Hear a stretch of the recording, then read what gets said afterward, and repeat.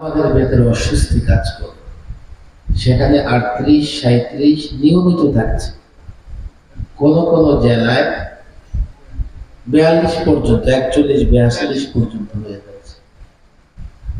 আবার কোথাও কোথাও হঠাৎ তুফান, ঝড় বৃষ্টি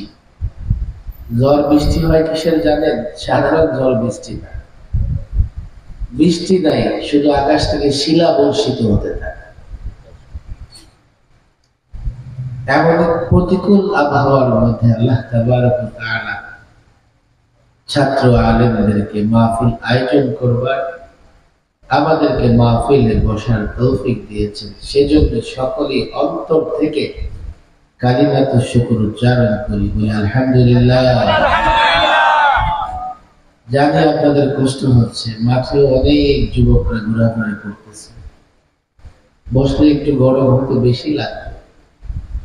এরপরেও মাহফিল কিন্তু আমরা শেষ পর্যায়ের দিকে চলে আসছি। আমি সামান্যই কথা বলবো, এরপরে প্রধান বক্তা সাহেব কথা বলবেন, উনিও চলে আসছেন কাছাকাছি। আমি অনুরোধ করব, কেউ দাঁড়িয়ে থাকবে না মাঠে। মাইকের আওয়াজ কি বাইরে যাচ্ছে? চতুর্দিকে। এই গ্রামের লোকজন কম নাকি? আছে না নাই? এই গ্রামে আরো লোকজন আছে না নাই? ওনারা কি করতেছে? দিনী মাহফিল আসতেছে না, দিনী মাহফিল আসতেছে না। দিনী মাহফিলে না আসলে দিনের কথা কোত্থেকে শুনবে? দিনের কথা না শুনলে দিনের উপর কিভাবে চলবে? আর দিনের উপরে যদি চলতে না পারি, দুনিয়ার জীবনেও আমাদের ইজ্জত থাকবে না, মৃত্যুর পরেও আমরা জান্নাত লাভ করতে পারবো না। মুমিন মুসলমানের ইজ্জত ঈমান এবং ইসলামের কারণ। আমরা যতই ঈমান ইসলাম থেকে সরে যাব, চাই জাগতিক যত উন্নতি হোক না কেন, যতই উন্নতি হোক না কেন,